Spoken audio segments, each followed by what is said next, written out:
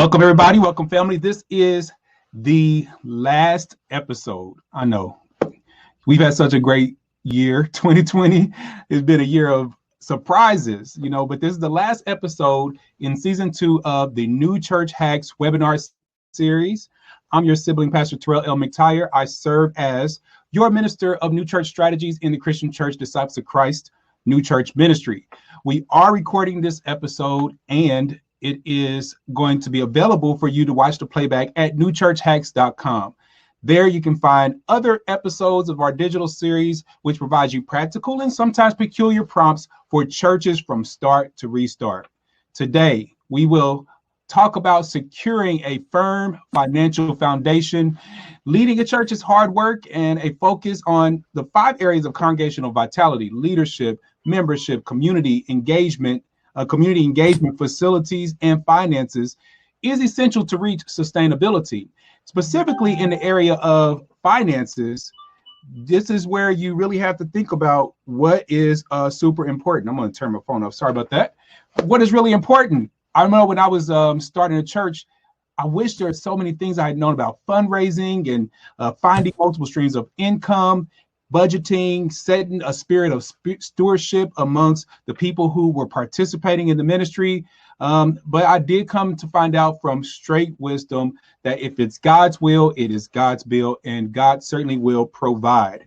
So we have an obligation, nevertheless, to be educated, proactive, and responsible with God's money. And today we hope to help you with just that. Stay until the very end when I am going to give you 7 totally off topic but invaluable new church hacks.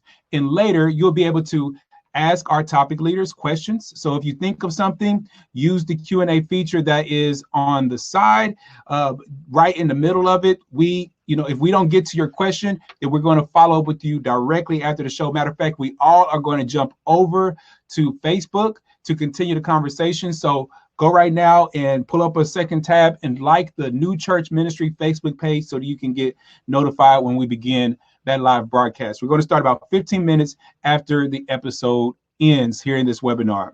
This is an active conversation, so feel free to share any tips or resources that you may have related to the topic. Also, we'd love to know who is at this table. So in the chat, take a few moments to say who you are, where you're from, and what you do in your ministry or your world context. All right, let's jump right into introducing our panelists for today. Now, our first person I'm going to introduce is not down in the lower hand corner because she's having a few technical issues, but we're going to believe God that she's going to be able to join us here in a minute because you want to meet Belinda King, who is the vice president of DCEF, Disciples Church Extension Fund, where she leads a team of building and capital service advisors and serves several regions across the Christian Church Disciples of Christ.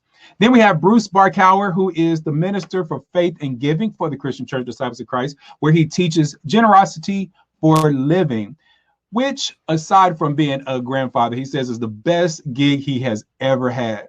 And then we welcome our brother, Michael Mather, who is the pastor of First United Methodist Church in Boulder, Colorado. He is the author of Having Nothing, Possessing Everything, Finding Abundant Communities in Unexpected Places. So we look forward to hearing from all of these wonderful humans who are going to help us with our finances and build a firm foundation. You have the opportunity to inquire of our presenters toward the end. If you have pressing questions regarding finances, again, post them over in the Q&A section. All right, first, I have a question for you. I'm going to start a poll. The first poll question I'd like for you all to consider is, when it comes to talking about money, which one of these do you most relate to? You feel like an expert, you are comfortable, you're fine with it, you're kind of uncomfortable, or you'd rather go through some type of other excruciating pain? We're going to just take a few moments. And as we get started, I'm going to invite you, Bruce, come on in. We'd love to hear what you would have to say about this and also what you think of the results of the poll.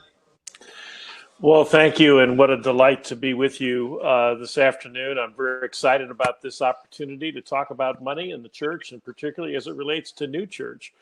And we're looking at the poll numbers here. I'm watching them work, and we don't have a lot of people who are uncomfortable. And at the other end, we don't have a lot of people who are the experts, but we do have a fair number of people who are very comfortable with it or fine with it. And that's very encouraging, because what we often find in the church is a lot of people don't like to talk about money.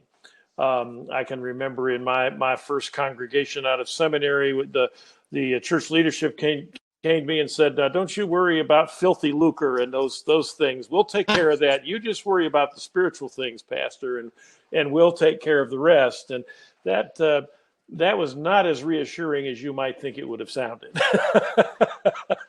And what I learned was that I needed to become fluent in finance, and that I needed to take the lead in doing stewardship education and looking at stewardship as a whole life kind of process, not just about money. So it looks like the poll is going to settle down with most of you are comfortable, so that's great.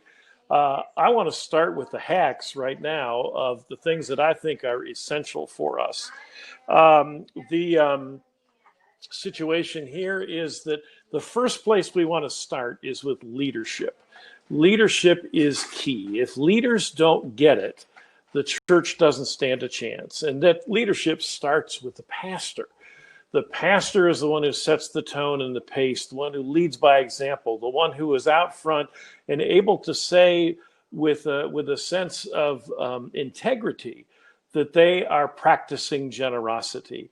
So it starts with you, and it starts then with your core group of leaders, which in disciple tradition is usually the elders, being committed to growing in generosity to support the vision that God has given the church. And to be committed to growing regularly, not, oh, well, I've arrived at X percent and I'm comfortable with that, or X number of dollars a week and I'm good now. It's the continued stretching of ourselves to really be asking ourselves, in the same way we're going to ask our congregation to consider, how is God calling me to support this venture, this vision, this mission? Because you see, that then becomes the next thing we want to talk about, which is the vision. For your church to be successful, you have to have a clear vision. People have to understand what it is you've been called to do and how you're going to go do that. And that vision should run all the way through all of the decision making you do, how you're structured and governed, how you call staff, how you budget. You should be able to see that vision running like a fine red thread through everything that the church is engaged in. It needs to be steeped in your DNA. What is it that God has called us to do? What are the resources God has given us to do it, and with whom and for whom, and how do we engage and make that a partnership? That vision is absolutely crucial. If you don't have that, it's very tough to raise resources to support something because people don't know what it is they're giving to. So we would say that that's a critical piece. We would also talk about how important it is to do education. First of all, from my perspective, we have to do stewardship education. We have to teach our people to think biblically and theologically about it, what it means to be a steward, that's actually an existential question for us. If we look at the Genesis creation poem and we see that we have been given dominion over all that God has created so that we might rule in the world the way that God rules in the cosmos for the benefit of all things, then that answers that question, who am I? And then what am I to do? Well, I'm to practice good stewardship. I'm to be a good manager of all of these things to make sure that resources flow where they are needed. And it's not just financial resources, it's to make sure that everything is well cared for and well tended.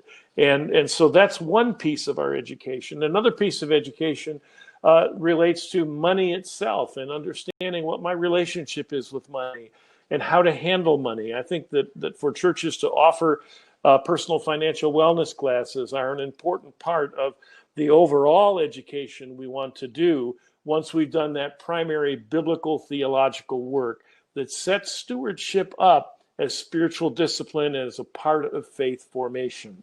After we've got that nailed down, and these are things, by the way, we see in congregations that are thriving. These are 7 points that I can name them. I can see where they're working in congregations that are doing well. The next one is communication.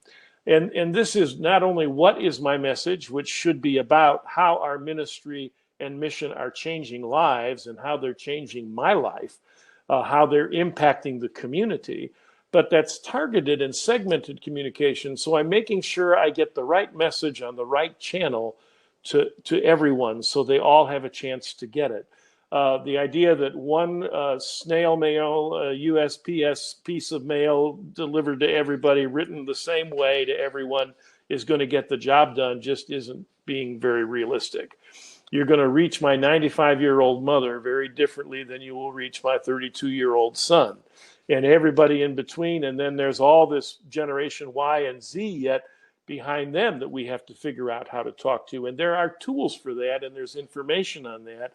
Purpose here is not for me to give you that, it's to send you to look for it, but to understand that that segmented, targeted communication, that I'm saying the right message in the right way to the right people, really matters. And that message is driving the story of mission and ministry. It's not numbers, it's people, it's relatability, it's impact. That's the story I want to tell. The next thing that I want to point to as an important hack is expectation and access. And this is about the culture in which and how we talk about funding the mission God has given us.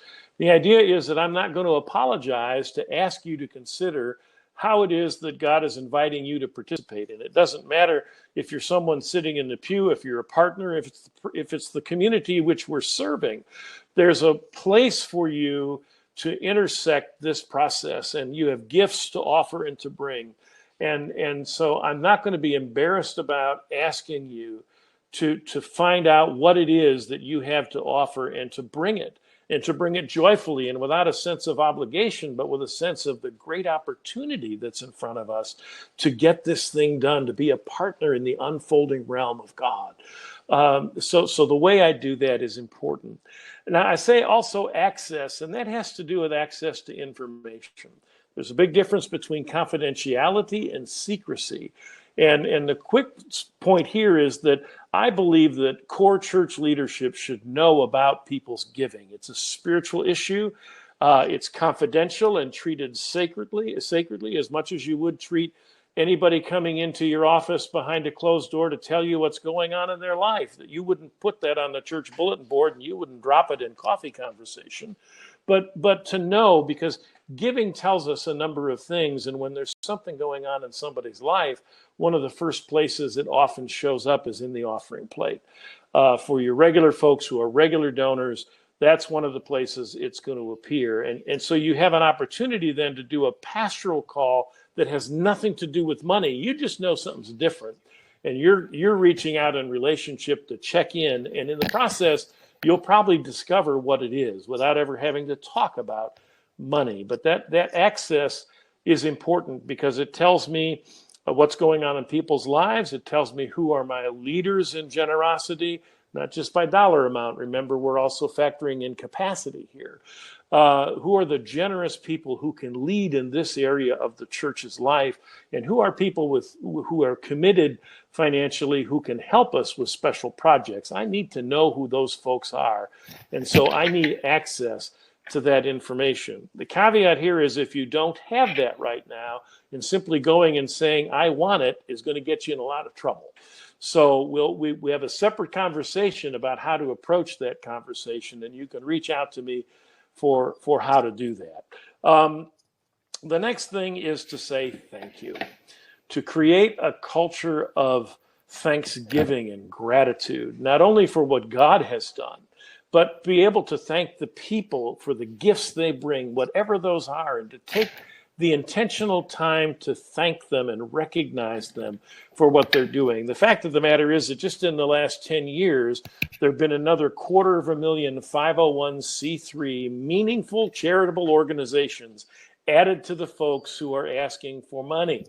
And folks have lots of choices as to where to put that. When they honor you with a gift, you need to honor them with a thank you and a story about how their giving is making a difference in the world, how it's impacting real people. That thank you is very important. And the last thing I'm going to do to keep within my time here, and it sets up Belinda, is to talk about creating an environment of trust. we have to practice the best fiduciary practice ways of being church and handling money and finance that are available to us. We should know or have leadership that understands the general accounting practices that are agreed upon on how we report, how we're transparent, how we audit, how we handle money, that no one's ever alone with money, how we report about what's happening with money. All of that is extremely important so that people know and believe that when they trust us with their resources, we are going to honor their intent and we are going to carry through with what it is we said we were going to do. And there's nothing funny going on with the books, right? It's all upfront and honest and open for people to see as they need to know what's happening with church finances. It's not a thing we want to do a lot of smoke and mirrors and obfuscate about, right? People need to know that we're doing what we said we would do. And that gives us permission then to ask them to support. And when we've reported out on what we've done, to invite them to continue. So that's my 10 minutes. And those are my 7 church hacks. So, Belinda, I believe it's all yours.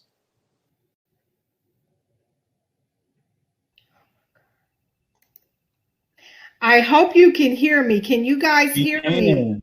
Yes, we can hear you. Turn on your video so we can look at you as well. And while you're getting that set up, Belinda, you did want us to ask a question of the audience, so I want to go ahead and start that poll. Bruce, thank you so much. Those were amazing things to consider and think through when you're thinking about finances. We want this next thing that we want to ask all of our audience is, what do you excuse me, what do you wish you would have known when you were starting a church or when you were first working in church work, specifically about finances, is our poll question. So we'll wait a few minutes to see how people respond to this question. And I think Bruce has already passed you the baton, Belinda. Okay. Can you hear me? We can hear you. For whatever reason, my camera is not. Okay, for whatever reason, my camera is not allowing me to come on, but I can still give you the hacks. You just can't see my wonderful face. But I am going to share with you the 5 pillars of financial foundation.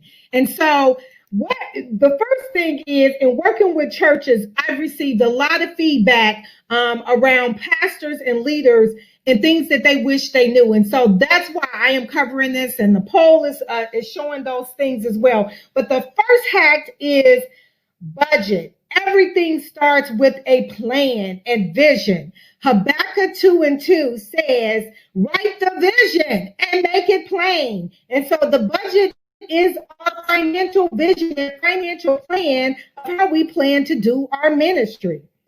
My second hack is internal controls and stewardship of God's money.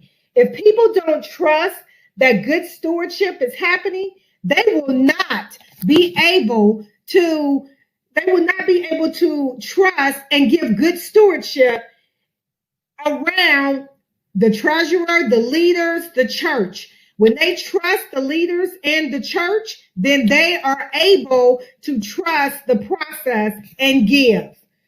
You know, you should be doing annual audits, internal audits, and then if leadership changes or the pastor changes, then there should be done a formal CPA or certified public accounting audit. My third hack, separation of duties. I might need to repeat that 3 times. Separation of duties. Separation of duties. Did I say separation of duties? So know that we can be Christians, but we have to appear and look like we are not misappropriating the funds, and we have to show that is not happening. And this includes setting in place a treasurer, a financial secretary, a bank administrator, a bank administrator, a finance committee. And that audit should be in place, And then you have job descriptions and expectations. There should be checks and balances. There should not be one person who goes to a money, then prepare, and then they also run out the base. And they also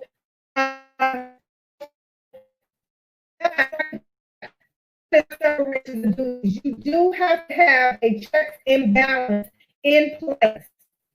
The fourth is governance and legality matters. What do I mean by that? Most churches, like, we are not in business. We are trying to run a ministry. We are trying to run a church. And so because of that, we have to still have governance in place. Yes, we are running a ministry. Yes, we are running a church, but we have to have governance in place. What do I mean by that? Bylaws, connection with the region via yearbooks. Those things that we report to our yearbook is important for our overall 501c3 status. So doing those things. Handling of gifts. How will you handle gifts? Some gifts church should not be taken. It puts the church in a worse situation than if they had not taken that gift. And then I cannot express payroll, staff, having something in place for time off, and payroll taxes. Those things are truly, truly important. They have gotten our churches in so much trouble when you do not have a payroll system in place. My fifth and final hack is ministry and finance position and partners. If you don't hear anything else, and obviously I know I was in and out because for some reason technology is not my friend today, but however, you have to have your ministry and finance partners. If you hear nothing else, you need to have your ABCs. And what do I mean by that? Your attorney, your banker, and your CPA accountant. Your banker can be us, Disciples Church Extension Fund. Your banker could be Christian Church Foundation. Your banker could be Center for Faith and Giving. Your banker can be a pension fund. All of us are equipped to help you financially in some way. So make sure you have your ABCs in order. So I am now going to turn the baton over to my colleague, Mike, and he is going to share with you his hacks. Thank you so much.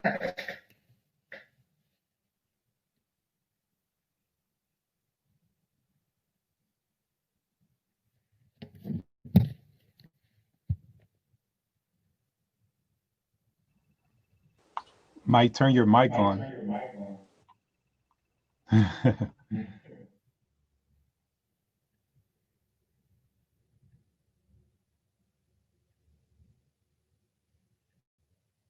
There it goes. There.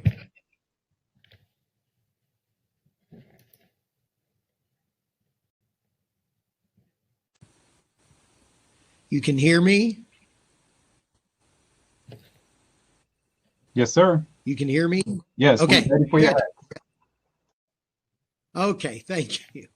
When we are in mission, these are places that we have a lot to learn about money. It starts by building on the gifts of the people that we have often been taught to serve. So my 6 hacks are related to that. The first is our neighbors are God's people. Act like it. We don't treat people as clients, but as neighbors, as God's people who God is doing amazing work in. And because of that, that leads to the second hack. Everything begins with and builds on the gifts of our neighbors.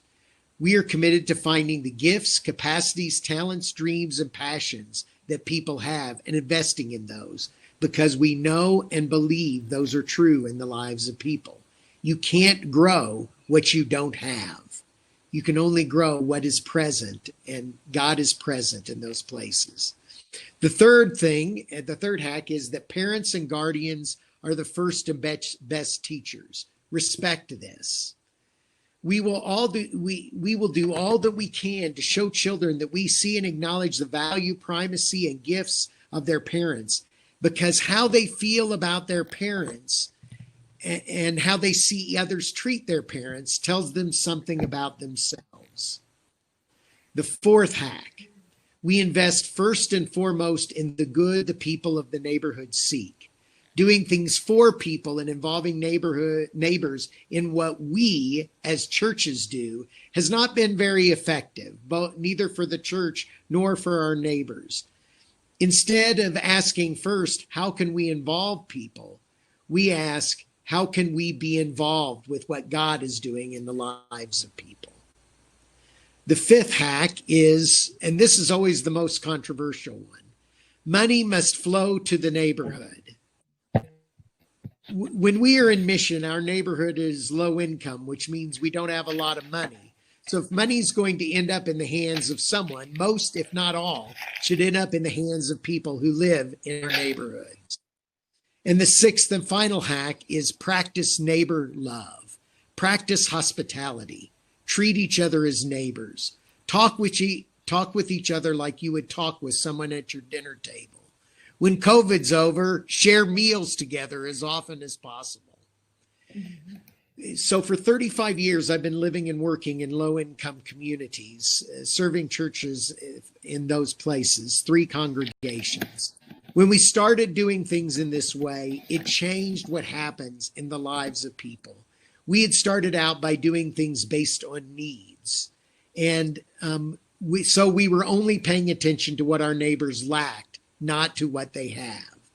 Our neighbors became healthier when we paid attention to their gifts. They ended up with more money in their pockets. And let me be specific. $2 million in cash in 2 years ended up in the hands of people in a 6-block radius where we had often run programs. And we were no longer running programs. We were just being the church with people, using our connections, our social capital. And through that, while before with the programs, we had a lot of volunteers, it didn't change the facts on the ground. When we started doing this, looking at things in this way, thinking about church in this way in mission, it ended up not only with more money in the hands of the lives of people around us, but more money in our hands as well. Those are my 6 hacks. All right. Thank you so much, Mike. Thank you, Belinda. Thank you, Bruce. Thank you, all of you guys, for these amazing hacks. This wraps up the presentation part of this episode. So now let's get into a couple of the questions that have come forth. If you have a question, we do invite you to put that in the chat or in the Q&A section. All right. One of the questions we have that come across the chat feature is, how should church staff negotiate their own salaries? Any ideas about this?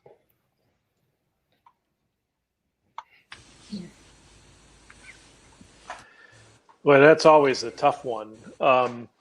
And I'm not sure what it is in terms they want to know about negotiating. Is it a matter of, do they deal with the personnel committee? Do they deal with the finance committee? I think who you're talking to makes a difference, and whether or not you have advocates who can address this on your behalf makes a difference. I'm a firm believer the personnel committee should be an advocate for the staff. And not so much the manager of the staff, but other folks have different takes on that. But we need people who will advocate for us. It's a very tough position to be having to negotiate your own salary all by yourself. But so I mean, the context in which you're in and who are the partners you have who can help you, I think makes a difference. If the question is, how much should I be paid? Well, that's a different question. And it's going to depend on your experience. It's going to depend on your location. It's going to be dependent on your position. So I can't give a broad answer to that that's going to make everybody happy. We used to say that if you were in what we used to consider a medium to large church, not a huge church, but a larger program kind of centered church, a couple of hundred on Sunday morning, you should be being paid at a minimum what the local school principal was being paid. And if you're in a corporate sized church, 1,000 members and you have multiple staff, et cetera, you probably should be being paid closer to what the local school superintendent is being paid. If you're looking for pegs on which to put things, but I don't know a lot of my colleagues who were that fortunate.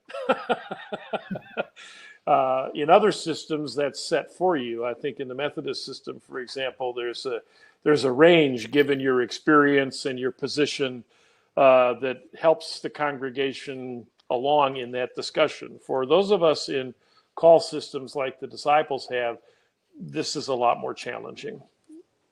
If they want something more specific, ask on.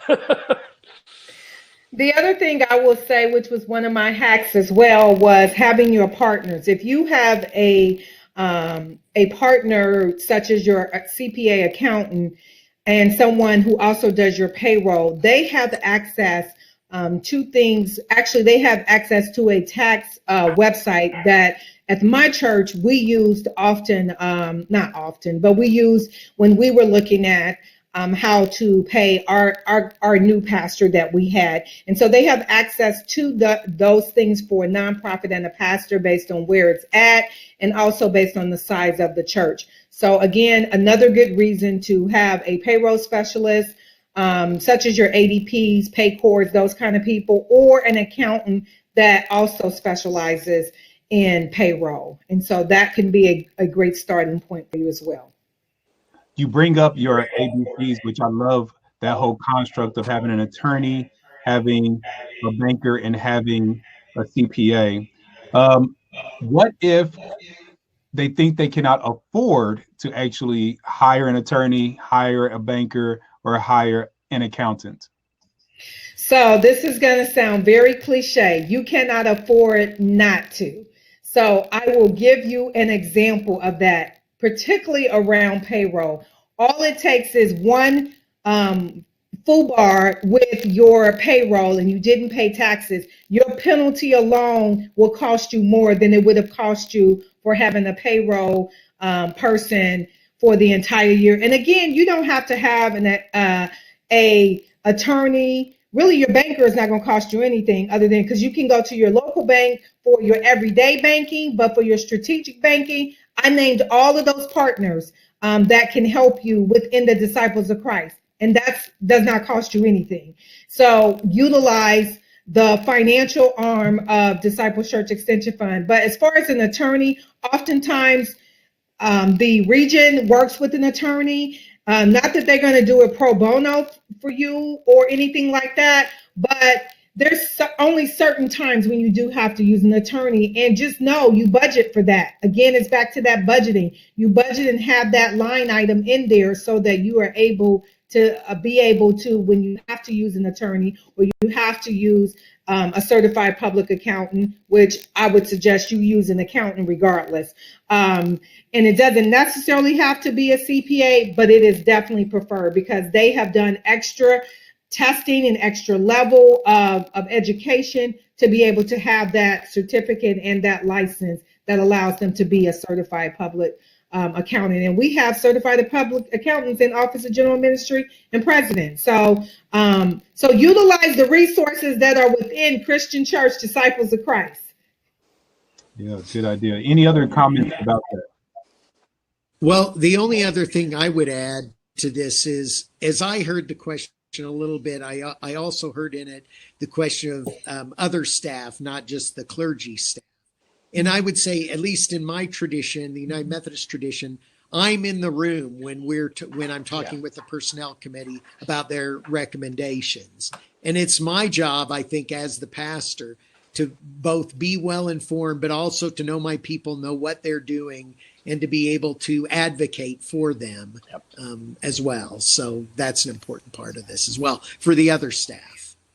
Absolutely. I very much agree with that. Mm-hmm. Two other things that are important here is when it comes time to interpreting pastoral and staff salaries, the use of a narrative budget can be extremely helpful as you move the expenses of staff across ministry and vision lines and mission lines, so people understand how that money is really being spent, that your staff is not just a cost center, which is so often what our budgets look like. We have a personnel budget. It's often 60 or 70% of the total budget. And it looks like all we're doing is paying salaries, and we're not considering, when we say that and see that those salaries are for people who are engaged in mission and ministry. So a narrative style budget can help you with that. And the other thing is that you need to be able to separate yourself in the sense of when you're asking for money, when you're giving offering meditations, when you're talking about resources for mission and ministry,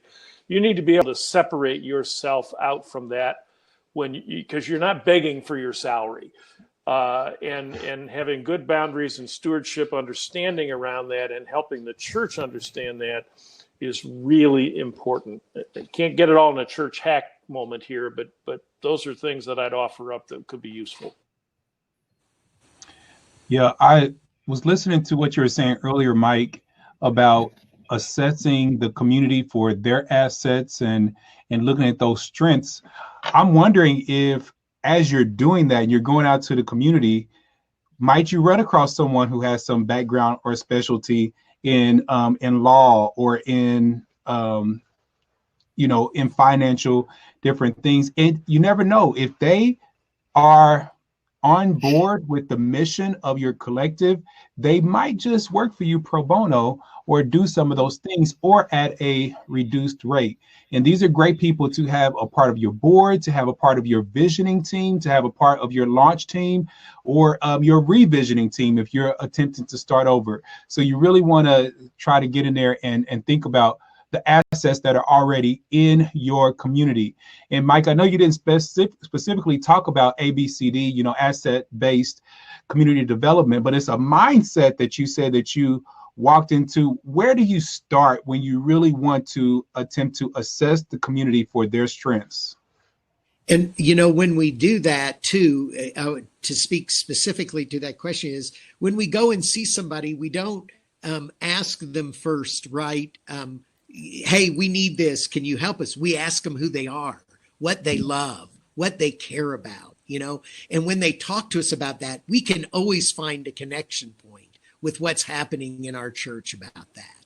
Mm-hmm. And then people are eager to, if people come to me and want to ask me for something without even talking to me about who I am and what I care about and what I love, I'm not going to be nearly as connected or interested as otherwise, it seems to me. So in those initial conversations we have with people, I almost always start out that conversation by telling me, hey, so where are you from? Where'd you grow up? Who loves you? And what would the people who love you tell me is most true about you, what your gifts are? Because if you asked me, I might tell you and I might be wrong. I mean, I might tell you, well, I'm a good singer. But if you asked anybody who knows me and loves me, they would not tell you I was a good singer. It's not because I'm lying, right? But there's good ways to ask these questions to discover those assets and what people deeply care about, and then be able to make that connection. Great. Any other thoughts to that?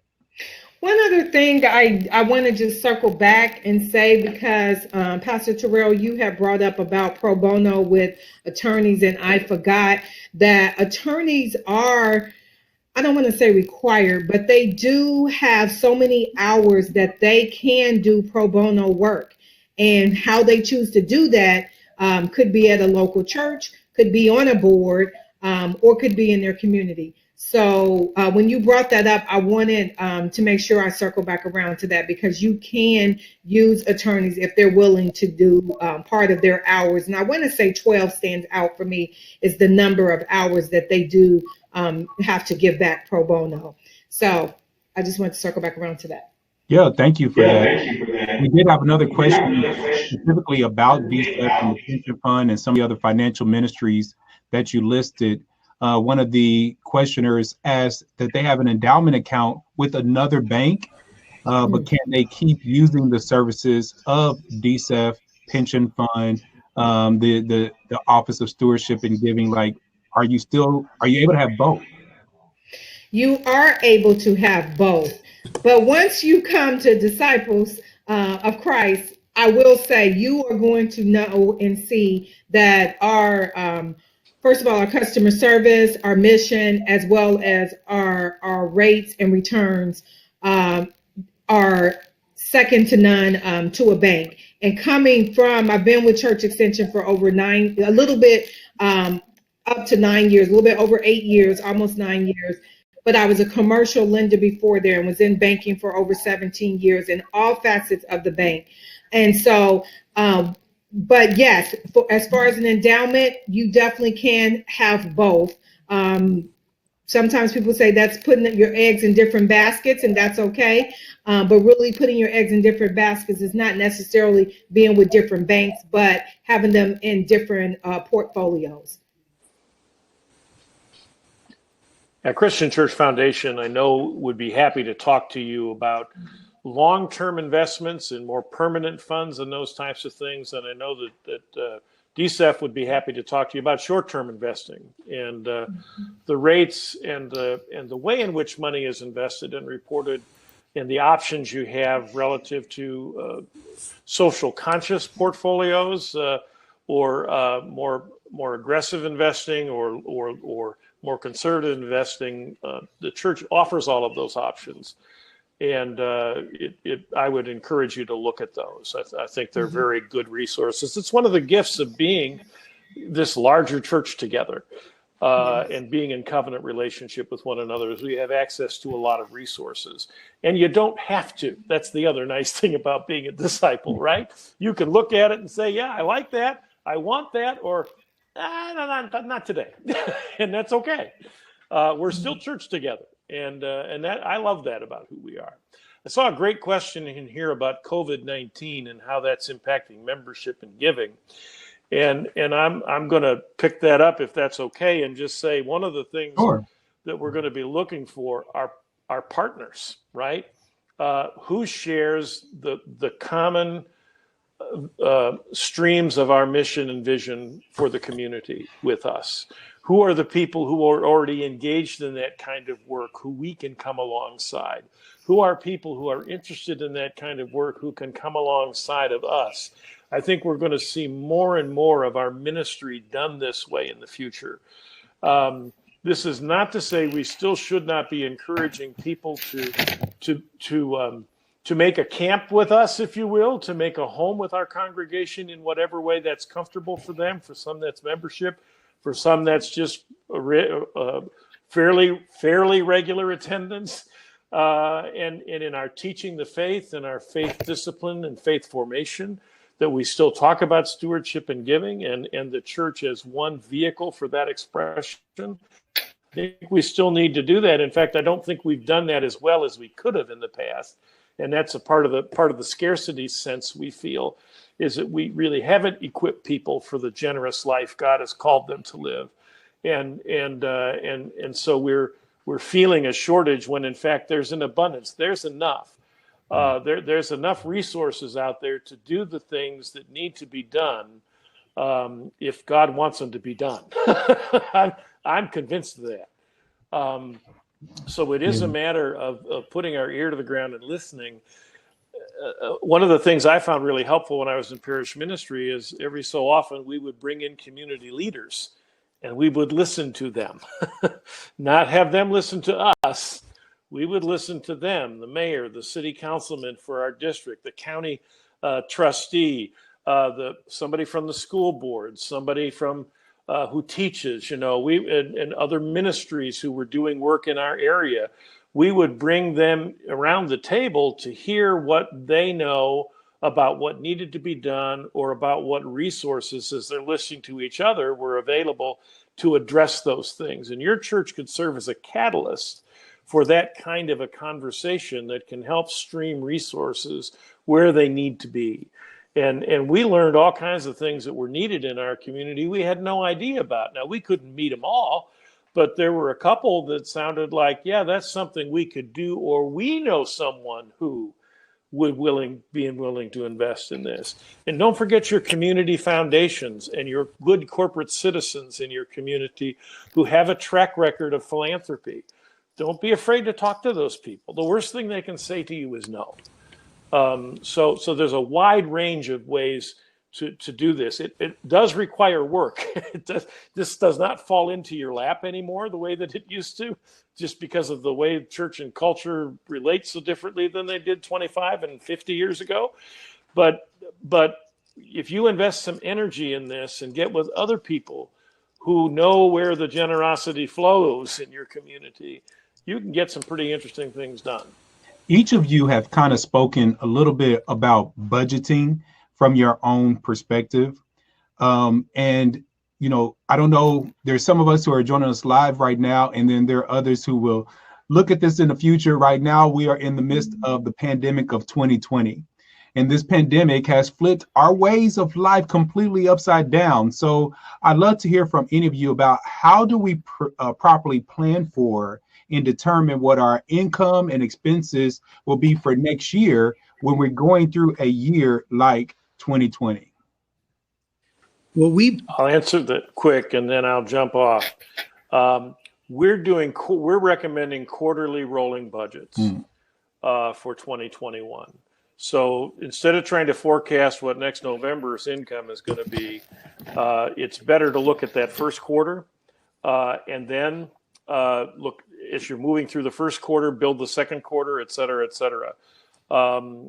as opposed to you can't see December of 2021, at least I can't. So we're suggesting a quarterly way of building your budget so you can build things back in you may have had to cut. Or you can make additional adjustments if income isn't flowing the way you thought it would. Yeah, Bruce, I'm having a hard time seeing December of 2020. Like, I have no idea what the next couple of months will hold for us. Mike, I know that you had some comments about this. What would you say, sir?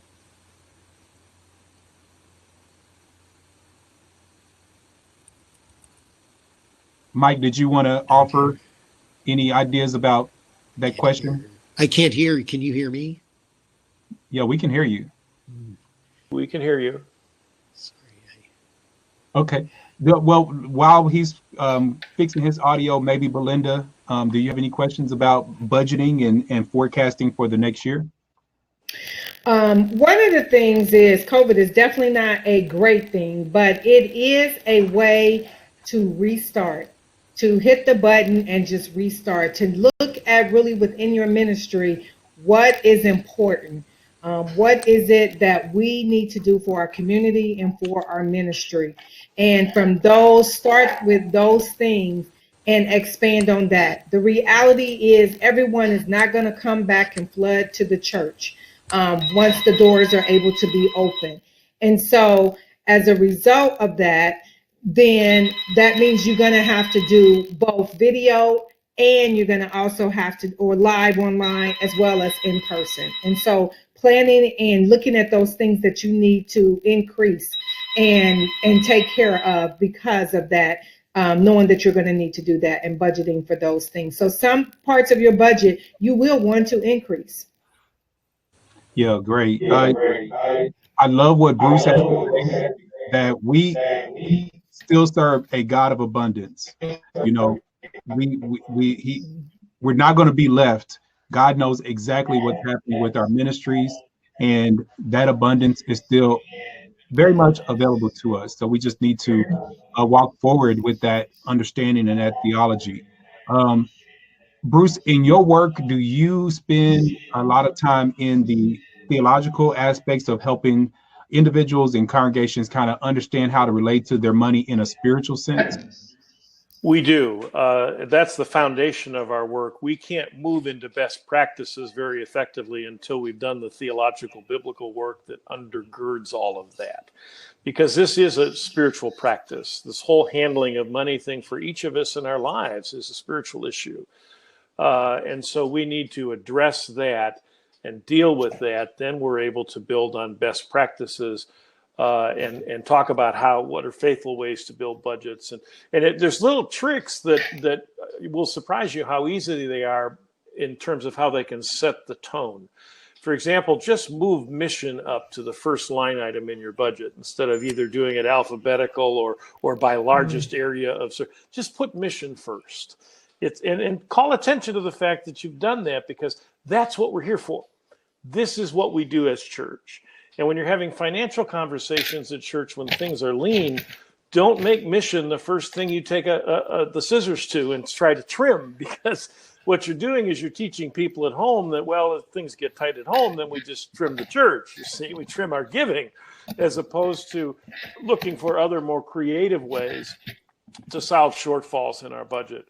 But unfortunately, the temptation to cut mission first or balance the budget on the backs of our staff are kind of the go-tos for church. And So when we do our theological work, we understand why that's not okay. Yeah.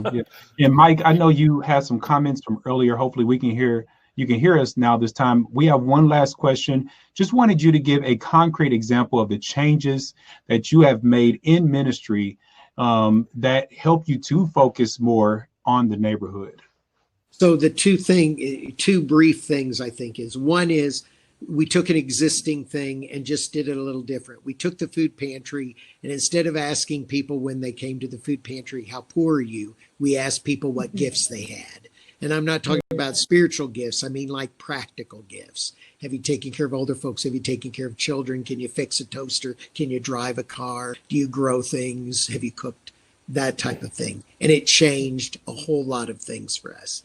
The second thing we did was we had a traditional summer program where we ran programming 250 young people every day, 9 to 5. It was great, we thought. But when 9 young men were killed, many of them had grown up in our programming, we realized we had been not nearly as helpful as we had thought.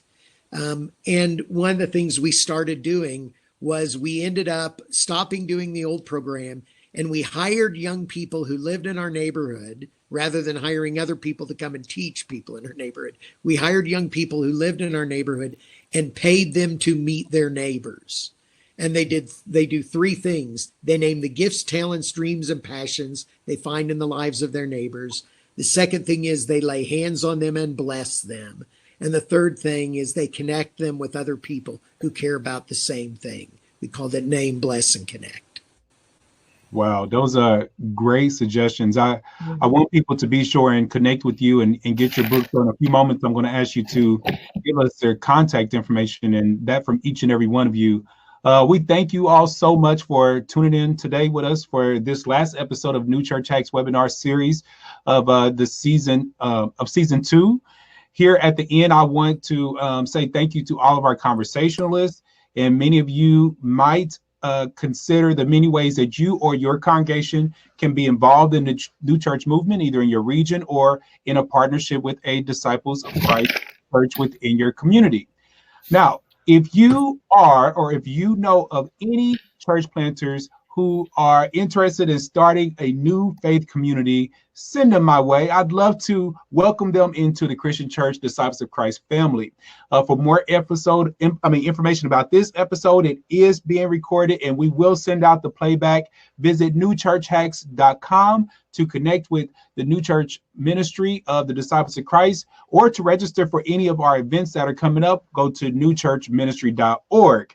Now, Bruce, you've already put your information. Belinda, you've already put your information. But just go ahead and say, Bruce, Belinda, then Mike, what are ways in which we can get a hold of you? Easiest way through email at bbarkhauer@disciples.org, or my cell phone number is there, not my office number. That's my cell phone, 317-238-9600. Call it and I'll answer it, or I get to you as quick as I can if I'm unable to answer it. The Center for Faith and Giving.org is our website. Lots of resources there that are available to you for free. And that may lead you to have questions you want to ask me for further conversation, and I'm happy to do that. Yes, you can reach me at bking, my email, at disciplescef.org. You can also call my direct number, which rings both to the office as well as directly to my cell phone and to my email. And that's 317-713-2514. And also you can visit our website at disciplescef.org. And you can find a wealth of resources and information. Everyone is on this call is not from Indiana, and so you can look and see who your zone advisor is by your state, and it will bring up their contact information as well. And check out our blogs, Ask the Advisor. We answer all sorts of questions that come to us over and over again from our pastors, our leaders, our regional ministers, and our congregations. And so check out our blog that comes out every Tuesday, every other Tuesday. And then on the off Tuesdays, we have infographics. All right, fantastic. Thank you all so much. So please follow New Church Ministry at on Facebook, Instagram, Twitter. Email me at terrell@newchurchministry.org. Text me anytime at 317-593-5323. Now we're coming to the end. I want to make sure that you are going to stay with us as we go to a Facebook and have our next our after party, where we're going to continue the conversation and talk just a little bit more. But before we head over there, I want to give you 7 totally off topic but new church hacks for unhack, or actually this time they're going to be unhacks that will never that you need in order to die if we were to be, 7 unhacks that need to die if we are to begin and sustain churches that glorify God. All right, I said that right. Here we go. 1, stop the sort of messaging and communicates that all of our churches are really bad or that yours is the best. Number 2, stop offering a completely weekend-centric ministry. Do things throughout the week. Number 3, stop making your church all about the pastor. There are other great gifts within your church. Number 4, stop producing events instead of building community. Number 5, stop existing to simply meet the niche needs of Christians. 6, stop trying to be the most contemporary church in town or the most charismatic church in town or the most woke collective in the world. Number 7, stop putting more emphasis on presentation in terms of worship, preaching, and practices than purpose, which focuses on how and why we start and restart churches. So as you consider planting a church, consider why you're doing it and seek to avoid these pitfalls. And if you have already planted a church, and continue to check yourself as you think about how you're communicating, how often you're meeting, and the spirit in which you serve God and others. To explore these collaborative ways, we'd love to work with you at New Church Ministry. Just email us at info@newchurchministry.org. Thank you so much for being with us today.